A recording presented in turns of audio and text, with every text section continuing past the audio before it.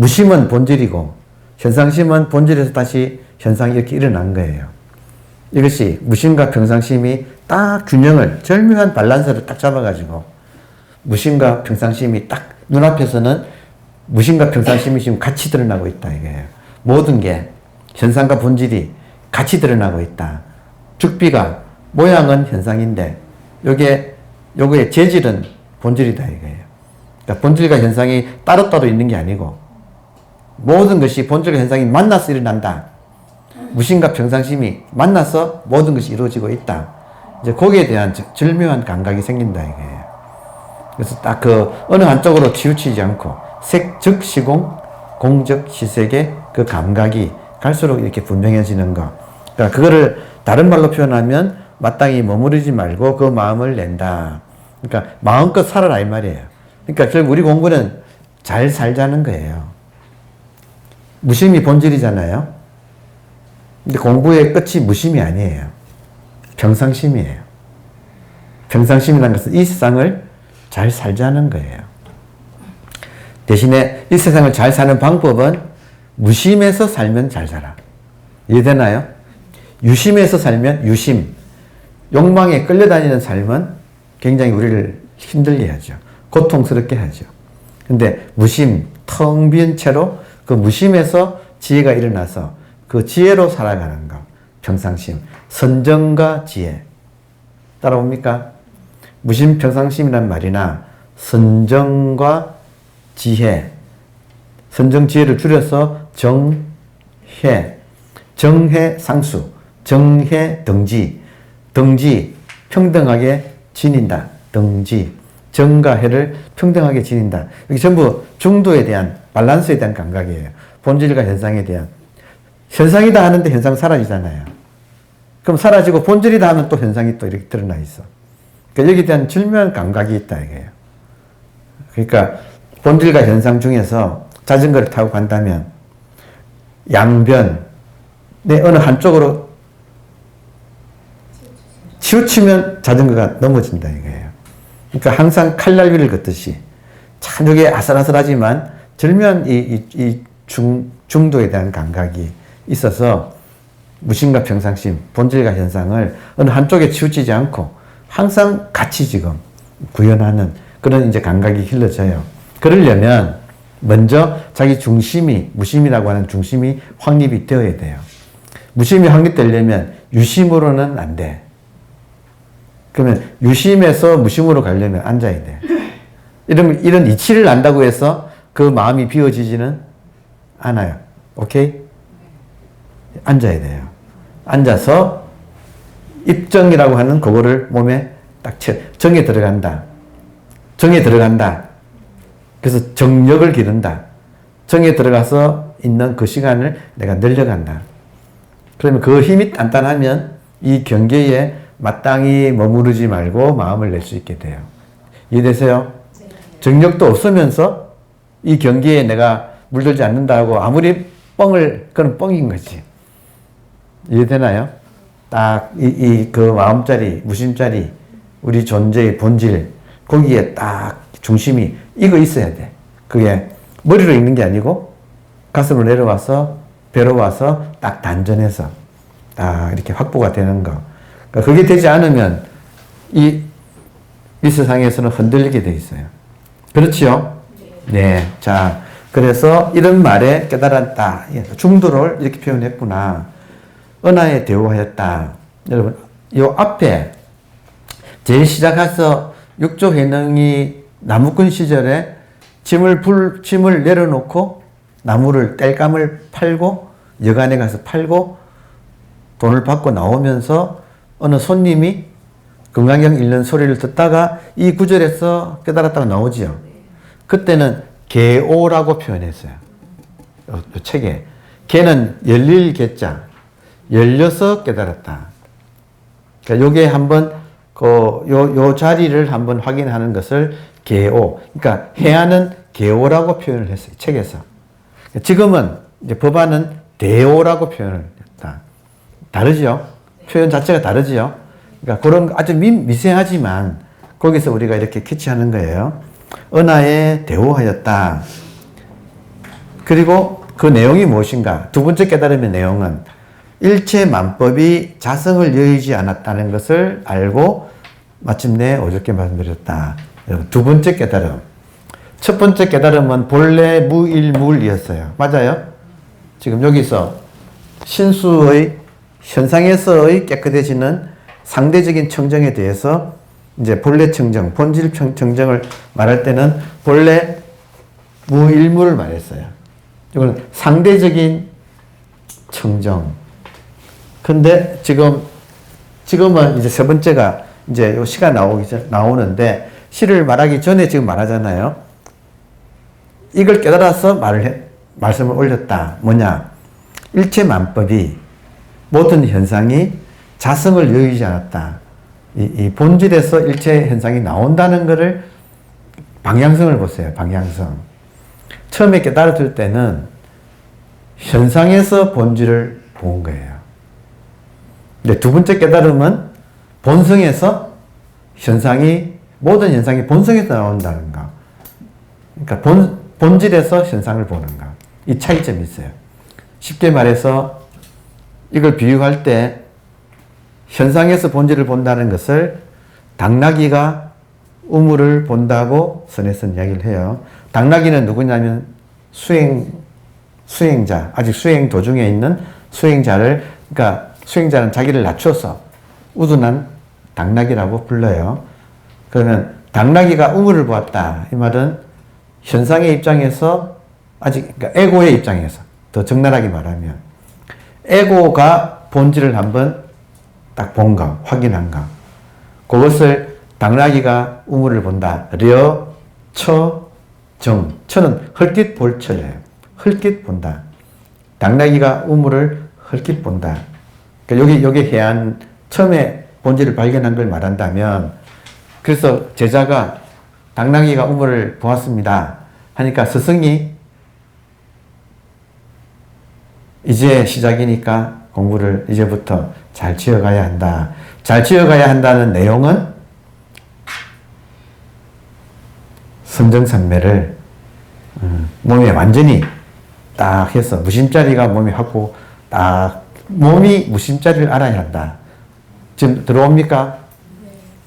운동할 때 폼을 배웠다 이거예요. 그래서 폼이 몸에 익도록 해야 된다 이거예요. 그래서 제자가 그때 질문을 했어. 그러면 무심자리가 확보되면, 다시 말하면 제가 폼은 좀 알았습니다. 폼은 지금 알았습니다. 그럼 폼을 계속 열심히 갈고 닦아서 몸에 익히면 그 다음 어떻게 됩니까? 했을 때 스승의 답변이 우물이 당나귀를 보느니라. 이게 바뀐다 이거예요. 색적시공은 해안, 공적시색법안. 지금 유심에서 무심으로 가는 것은 해안, 무심에서 평상심으로 현상으로 돌아 나오는 것은 법안. 그래 되면 법안이란 말이 가리키는 것처럼 본질도 법이고 현상도 법이에요. 본질이 법이다 할 때는 다르마, 진리를 뜻하고, 현상이 법이다 할 때는 everything, 제법, 무아 이런 말 쓰잖아요. 모든 것은 나라고 할 것이 없다. 죽비는 죽비라고 할 것이 없다. 왜냐? 죽비는 본질이 나온 거라서. 그래서 같은 법이 두 가지 본질을 가리키기도 하고 현상을 가리키기도 하는데 둘 다 소화될 때를 법안이라 그래요. 이해돼요? 지금 중요한 대목이에요. 그죠? 법이란 말 하나만 제대로 알아도 굉장히 공부는 깊어져요. 처음에는 법이 진리인 줄 알아. 오케이? 근데 막상 진리를 터득하고 나면 몸에 익으면 그 진리는 따로 없고 이것이 진리예요. 공은 따로 없고 색이 공이 되는 거. 그러니까 현상계에 대한 대긍정. 처음에는 현상계를 부정해. 근데 현상계를 부정하는 것은 해안. 신수가 현상계에 대해서 열심히 하자 할 때 현상계를 부정해서 본래 한 물건도 없다 할 때는 해안.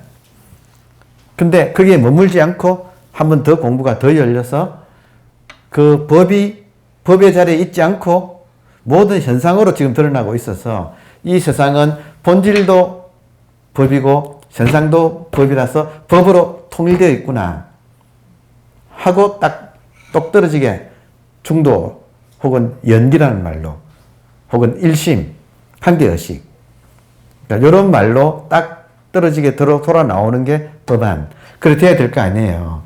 그래서 아까식으로 말하면 유에서 유의 반대말로서의 무로 갔다가 그 무가 다시 유와 하나가 되는 것을 지금 세 번째. 다시. 2번은 이게 천안이에요. 열심히 현상에서 갈고 닦아서 깨끗해지는 거. 천안. 1번은 천안. 2번은 해안. 해안에서 머물지 않고 다시 현상하고 하나가 돌아 나와서 하나가 되는 게 법안. 그리고 이것이 마음대로 실천되는 게 4번. 불안. 이렇게 지금 육조단경의 첫무리에서 지금 인간이 가지고 있는 오한. 첫 번째 육안은 분별심. 분별심에 대해서는 계속 쓸 필요 없죠. 누구나 다 그런 평등하게 분별 잘하니까. 근데 천안은 신수 개성이 천안을 말하고 그게 반대되는 본래 무일물의 개성은 유에 대한 반대로서의 무를 말하기 때문에 이것은 해안. 아직 반쪽짜리 무예요. 근데 그 무가 다시 유하고 하나가 되어서 된 진짜 무. 그것을 이제 법안이라고 하고 그 법안이 실천되는 세계, 자유자재로 구사되는 세계는 불안. 그래서 요 네 가지 개성이 육조단경 지금 첫무리에 나와서 확실하게 우리한테 공부의 단계를 일러주고 있다. 그러면 지금 우리는 1번 해야 돼요. 1번 해야 돼요. 1번 하는 두 가지 방법. 자, 천안을 뜨는 두 가지 방법. 첫 번째, 각찰이에요. 이건 보조국사가 아주 강조한 대목이에요. 첫 번째, 각찰. 각찰은 뭐냐면, 각은 깨어서, 찰은 살핀다. 깨어서 살핀다. 요즘 말하는 윗바사나, 사띠 공부. 깨어서 살핀다. 요게 천안을 기르는 아주 중요한 공부법. 그리고 각찰하고 플러스 외식 재연. 웬만한 인연은 좀 쉰다. 그 인연 따라다니면 본질을 놓치기 때문에 마음이 복잡하기 때문에 웬만한 것은 쉰다. 쉰다는 말을 휴자도 휴식할 때 쉴 휴자. 헐이라는 말도 써요. 쉴 헐자. 둘 다 쉰다는 거예요. 휴헐. 웬만한 인연은 이제 좀 쉰다. 그러니까 각찰과 휴헐. 요게 천안을 기르는 방법이에요. 그러면 각찰은 일상에서 하기. 들어옵니까? 네. 일상 경계에서 각찰. 깨어서 찰은 경찰이 살피는 사람이다 이거예요. 그러면 깨어서 살핀다. 뭘 살펴요? 생각, 감정이 요동치는 것을 살핀다. 살피는 힘을 가지면 생각은 가라앉지요. 딸려가지 않는 거. 그래서 결국은 각찰의 목적은 각찰하는 자기로 돌아오기.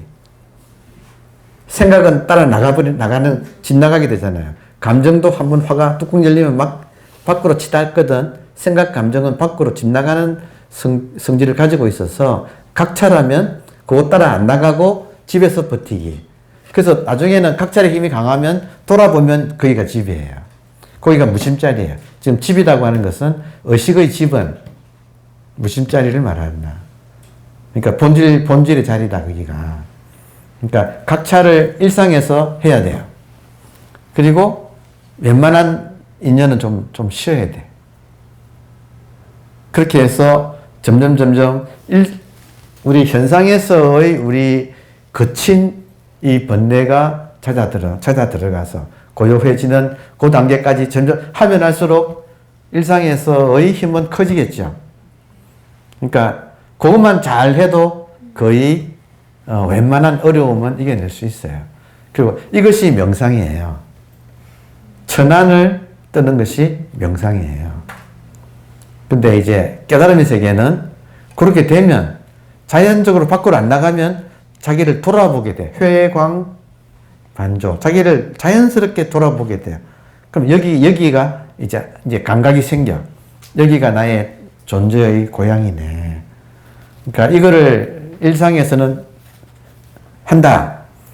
그러려면 각찰의 힘이 커지려면 좀 웬만한 이제 번잡한 인연은 좀 쉬어줘야 돼요. 이걸 하기 시작하면 이쪽으로 에너지가 모여요. 그래 놀랍게도 하기 시작하면 천지가 도와줘. 천지만 도와준 게 아니라 천지 신명이 도와줘. 이해되세요? 계속 그쪽으로 인연을 만들어줘요. 그래서 좋은 도반, 좋은 선생님이 계속 나타나. 그러니까 그게 이제 에너지가 그쪽으로 돌아가서 알고 보면 진짜 우리를 도와주려고 많은 사람들이 옆에 있는데 우리가 안 쳐다보는 것 뿐이에요. 이제 그쪽으로 쳐다보기 시작하면 굉장히 많은 소스가 들어와요. 그러면 공부가 아주 이렇게 집중도가 높아지고 빨라져요. 그래서 좋은 도반이 공부시킨다 이 말이 부처님 하신 말이잖아요. 도반이 100% 공부시킨다 그러잖아요. 그러니까 좋은 도반이 만나는 게 중요해요. 그러니까 그런 인연을, 그러니까 번잡한 인연을 줄이고 도반의 인연을, 도의 인연, 도연을 이렇게 길러가는 것. 그런 것도 이제 우리가 공부하는 요령이에요. 자, 그러면 마침내 5조께 말씀드렸다. 자, 그러니까 두 번째 깨달음의 개송이에요. 자성이 본래 청정함을 어찌 기대했겠습니까? 자성이 본래 생멸이 없음을 어찌 기대했겠습니까? 자성이 본래 구족되어 있음을 어찌 기대했겠습니까? 자성이 본래 동료가 없음을 어찌 기대했겠습니까? 하고 본질에 대한 자기가 본질을 확실히 본 거에 대해서 말씀한 뒤에 마지막 하나가 더 있잖아요. 그러니까 요게 이제 백미예요. 자성이 능히 만법을 냄을 어찌 기대했겠습니까? 그러니까 앞에는 본질을 쭉 자기가 확인한 본질을 이야기하다가 마지막에는 현상으로 돌아 나온 거 보세요. 그러니까 자성이 능히 현상, 만법을 만들어내는 것. 이걸 어찌 기대했겠습니까? 일체유심조란 말이에요. 일체유심조를 일체가 의식이 만들어낸다고, 자성이 만들어낸다고 하는 이걸 어찌 기대했겠습니까? 자, 한자는 하기 자성 본자 청정. 어찌 기대했겠습니까? 자성, 스스로의 성품이 본자, 본래부터 스스로 청정하다는 것을 어찌 기대했겠습니까? 자성 본 불생멸. 어찌 기대했겠습니까? 자성이 본래 생멸하지 않음을. 불생불멸함을. 본질은 불생불멸함을 어찌 기대했겠습니까? 자성이 본래 구족되어 있음을 어찌 기대했겠습니까? 이거는 노력에서 얻는 게 아니라 모든 사람이 처음부터 갖추고 나온 걸. 참 신기하네요. 그러니까 부처님 똑같죠? 깨닫고 보니까 열애의 지혜와 덕상을 부처만 가지고 있는 게 아니라 일체 중생이 똑같이 완벽하게 다 가지고 있구나. 그러니까 그게 우리 자성의 그 뜻이에요. 그리고 자성이 본래 동료가 없음을 어찌 기대했겠습니까? 자성 자체는 동료가 없어요. 왜냐? 차원이 달라요. 자, 그런데 자성은 이런데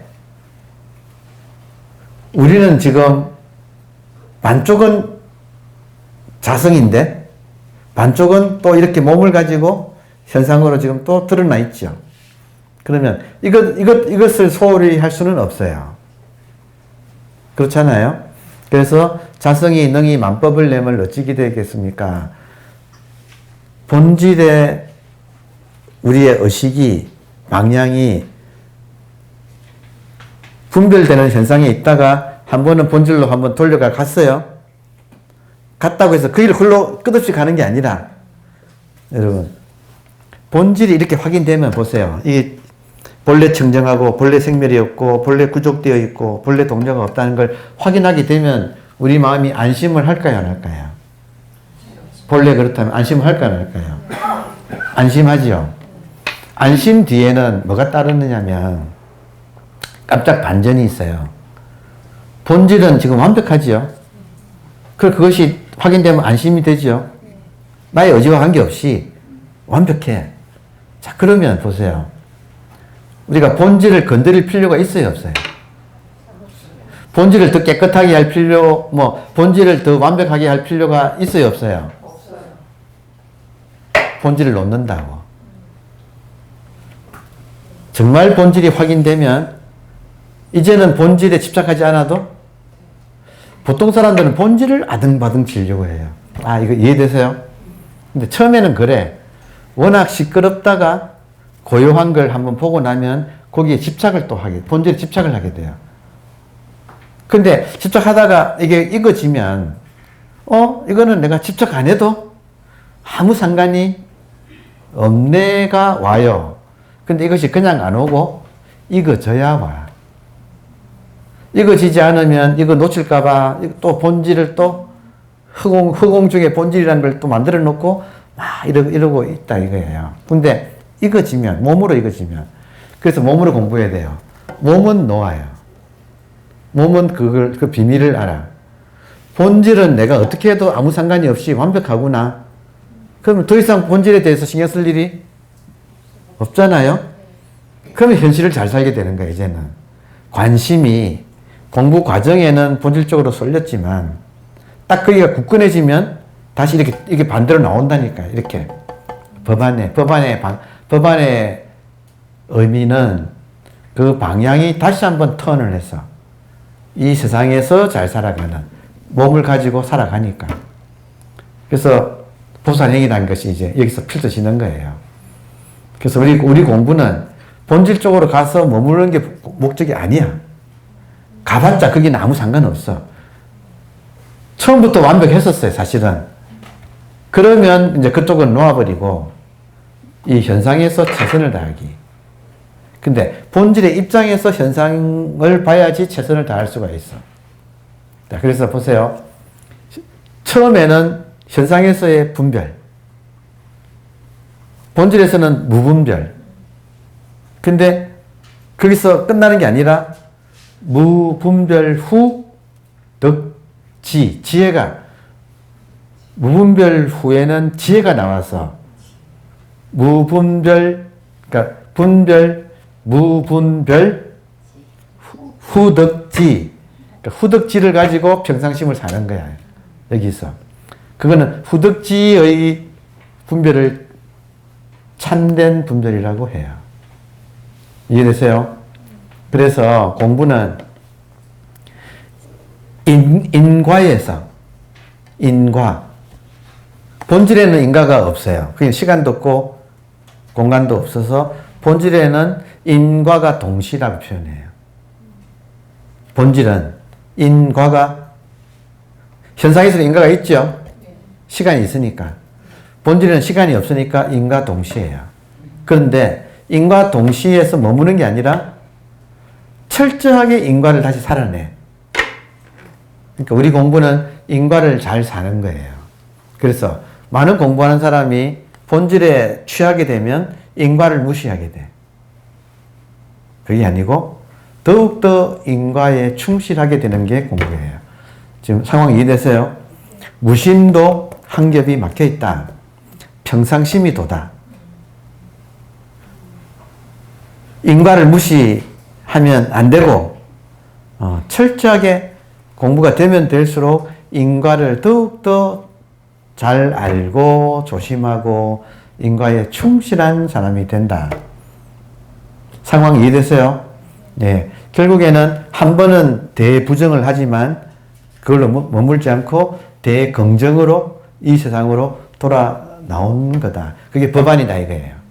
절로 들어가는 건 해안이지만 다시 나오는 것은 법안이, 그러니까 법안이 되어야 돼. 근데 법안이 되려면 한번 해안이 되어야지.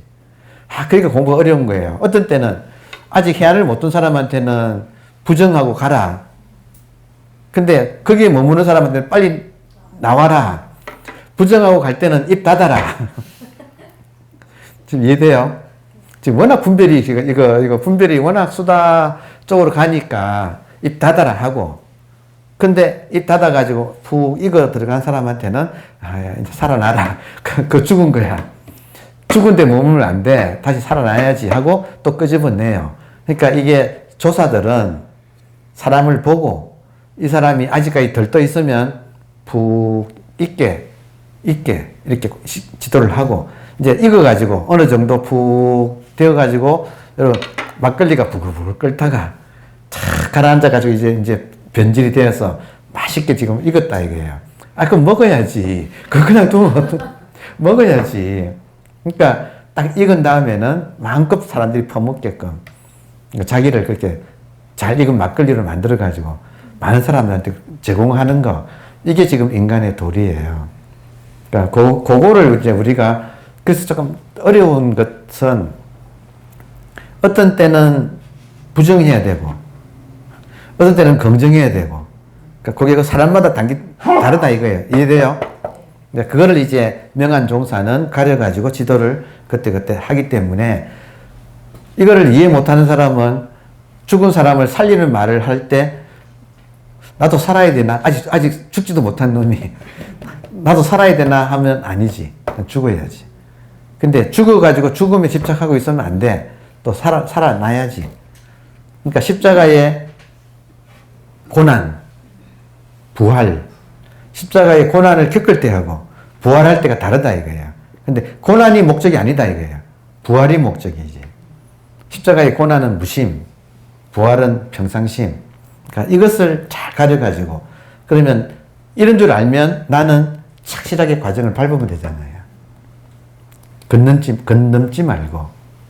그러면 내가 길을 잘 밟으면 저절로 길이 나타나요. 이걸 추진하면. 근데 건너뛰면, 여러분, 건너뛰면 다시 돌아와야 돼. 그러니까 착실하게 내 자리에서 이렇게 쭉 가다 보면 어느새 길이 열리고 인도해져요. 천지신명이 인도해져요. 보살과 천사들이 길을 인도해줘요. 단 어떤 사람한테? 착실하게 자기 길을 정성을 들여서 걷는 사람한테. 그러니까 우리는 걱정할 게 하나도 없어요. 대신에 내가 내 도리를 하는 거예요. 이제 그 점만 놓치지 않으면 돼요. 톨스토이도 사실은 성경을 깊이 공부했거든. 그래서 톨스토이가 그랬잖아요. 이 세상에서 가장 중요한 장소가 어디냐? 여기다. 가장 중요한 시간이 어디냐? 지금이다. 가장 중요한 사람이 누구인가? 지금 내 앞에 있는 사람이다. 그러니까 가장 중요한 사람, 부처예요. 지금 누가 부처인가? 지금 이 순간 나한테 나타나는 그 사람이 진짜 부처. 우리는 눈을 가지고 둘을 동시에 본다. 이 공부를 하게 되면 동시에 본다. 모양도, 현상인 모양도 보지만 내용인 본질도 같이 본다. 모양은 삼식이지만 저도 삼식이에요. 모양은 삼식이지만 본질은 지금 이 순간 본질이 이 순간 이렇게 나타나는 거예요. 그러니까 이것이 여러분 한 번 나타나고 끝날까요? 아니면 정말로 끊임없이 나올까요? 뭘 걱정해요? 그러니까 이것을 다 못 써요. 지금 나한테 닥친 사람을 부처로 내가 알아먹어서 좋은 관계를 맺기에도 바빠요. 이거 다 인생을 다 못 써. 이해돼요? 근데 무슨 지나간 걸 가지고 뭘 해? 여기 없는 걸 가지고 뭘 해? 그러니까 다시 한번 여기 없는 것은 생각이에요. 생각 안에서만 존재해. 근데 여기 있는 것은 사실이죠. 지금 있는 것은 사실이잖아요. 모든 사실은 본질이 인연따라 나에게 주어지는 선물. 프레젠트는 현재이면서 선물. 지금 모든 것이 선물. 그러면 눈이 밝은 사람은 이걸 선물을 받을 거고, 눈이 어두운 사람은 이게 선물인 줄 모르고 싸울 거고. 그러니까 세상에 바보 중에 이런 바보가 있나. 선물하고 노 땡큐 하고 싸우고 있으니까 가난해지지. 그러니까 정말로 풍요로운 거예요. 여러분, 이게 진짜 풍요.